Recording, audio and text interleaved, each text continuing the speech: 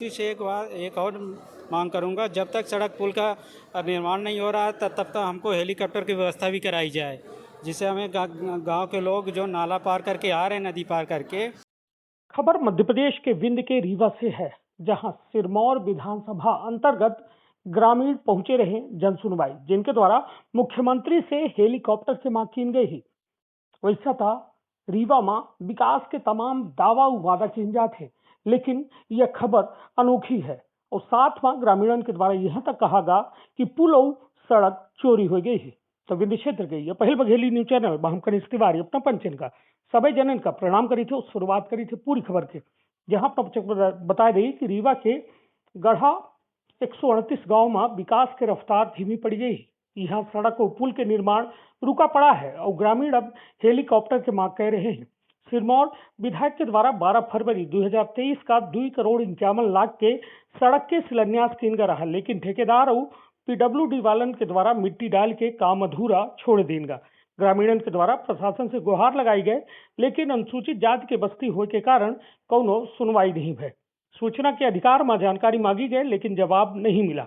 निजी जमीन का सरकारी बताए के अतिक्रमण हटावागा, घर गिराए गए, मुआवजा के वादा किएगा, लेकिन मिला कुछ नहीं। ठेकेदार के कार्यकाल खत्म हो गया, लेकिन सड़क और पुल के नामो निशान नहीं आए। अब ग्रामीण 15 मार्च 2025 तक जो है अल्टीमेटम दे रहे हैं। अगर सड़क और पुल नहीं बना तो हाईकोर्ट में जनहित याचिका दायर करी ही और युवन के द्वारा कहा गया कि मुख्यमंत्री जी से हेलीकॉप्टर की मांग करब। उनका कहब है कि सड़क नहीं आए, गाड़ी नहीं आवे तो हेलीकॉप्टर दे दे। अगर हेलीकॉप्टर न मिली तो मुख्यमंत्री आवास के सामने अपन जीवन लीला समाप्त कर दे। तो एका लेके पूरी तरह से समझा जा सकता है कि रीवा में विकास की रफ्तार या तमाम मध्य प्रदेश में शहरी विकास तो थोड़ा बहुत दिखात है, लेकिन ग्रामीण क्षेत्र में आजो मूलभूत सुविधा के पूरी तरह से अभाव है। जहां यह सड़क और पुल के चोरी हुए के साथ साथ हेलीकॉप्टर के युवन की मांग कहो न कहो एक सवाल जरूर पैदा कर रही है। तो सुनी पूरा बयान, आपन अपने परिवार के रखी बहुत ख्याल। धन्यवाद, प्रणाम।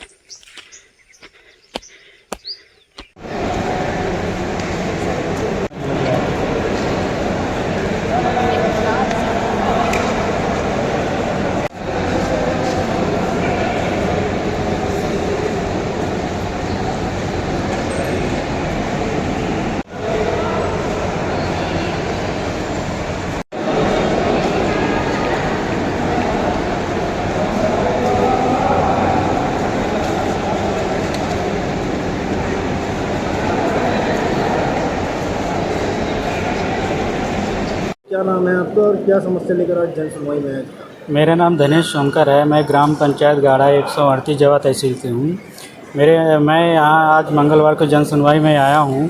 मेरे यहाँ 3 वर्ष हो गए हैं। 2,51,15,000 रुपये सड़क और पुल के लिए राशि मंजूर हुई थी पीडब्ल्यूडी द्वारा, लेकिन यहाँ ठेकेदार और पीडब्ल्यूडी एसडीओ अंजीरा प्रसाद तिवारी जी मिलके उसमें मिट्टी भर डलवा दिए हैं 200 मीटर, और 3 साल हो गए आज तक काम ही नहीं किए हैं, और उसमें बिल भी लगा चुके हैं। अब शायद मुझे लग रहा है कि उसका पैसा भी पूरा निकाल लिया गया है। उसमें एसडीओ साहब ने अभी तो 2 साल से लगातार बहाने बना रहे हैं कि घर अतिक्रमण है और सरकारी ज़मीन नहीं हो रही, जबकि सरकारी ज़मीन 1.5 साल हो चुके हैं होए। सभी 40 लोग हैं जो ग्रामीण जनों ने दे दिया है, अपनी स्वेच्छानुसार ज़मीन दे दिए हैं। इसके बाद भी फिर अभी हर मंगलवार को जन सुनवाई में आ रहा हूँ, लेकिन इसकी कार्रवाई कुछ नहीं कर रहे हैं। अभी पिछले जन सुनवाई में मैडम से, सपना त्रिपाठी मैडम से मिला था तो बोले कि जाइए, अब दोबारा आपको जन सुनवाई में नहीं आना पड़ेगा। लेकिन फिर वही होगा, बोले कल से काम चालू हो जाएगा, आज तक नहीं हुआ है। और CM हेल्पलाइन नंबर में कंप्लेन भी किया हूँ तो उसमें आए दिन लगातार ये बंद करा दो, धमकियाँ मिल रही हैं, लगातार हो रहा है। आज जन सुनवाई के नाम से लोगों को बेवकूफ़ बनाया जा रहा है। हम लोग गांव से आते हैं तो 400 रुपये किराया लेके आते हैं हर मंगलवार को, लेकिन यहाँ जन सुनवाई के नाम मात्र से बस बेवकूफ़ बनाया जा रहा है। बस हो गया। आज आज़ादी के 76 वर्ष हो गए, लेकिन उस गांव में सड़क और पुल का निर्माण कभी हुआ ही नहीं है। किसी तरह 2022 को टेंडर मंजूर हुआ, उसमें भी ये घोटाला कर रहे हैं PWD वाले। आए दिन कुछ न कुछ बहाने बना रहे हैं। तो अभी ये कॉम्प्लीट लेकर आए हैं जिसमें लिखा है सड़क चोरी हो गई, पैदल यात्रा, जी। क्या प्रमाण क्या? ये मैंने अभी हमारी जब जन सुनवाई में कोई निराकरण नहीं हो रहा है, कलेक्टर मैडम बेवकूफ़ बना रहे हैं, कमिश्नर सर बेवकूफ़ बना रहे हैं, तो इसलिए हमने निर्णय लिया है कि आज मैं कलेक्टेट से रीवा कलेक्टर ऑफिस से मुख्यमंत्री बंगला तक पद यात्रा कर रहा हूँ, जिसके जिम्मेदार प्रशासन होगा। कई बार धमकियाँ भी मिल चुकी है, कुछ भी हो सकता है रास्ते में। मैं जाऊँगा, मुख्यमंत्री से मिलूँगा, अगर मेरा निराकरण नहीं होता तो मैं आत्महत्या कर लूँगा। क्या नाम है?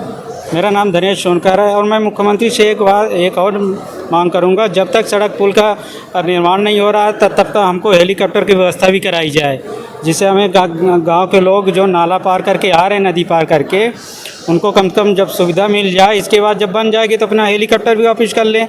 यहाँ सरपंच को जब बरसात आती है तो सरपंच वहाँ कोई काम ही नहीं करने को तैयार है। NDRF को कई बार सूचनाएं भी दे चुका हूँ, बरसात के टाइम पे NDRF भी सहायता नहीं करती है।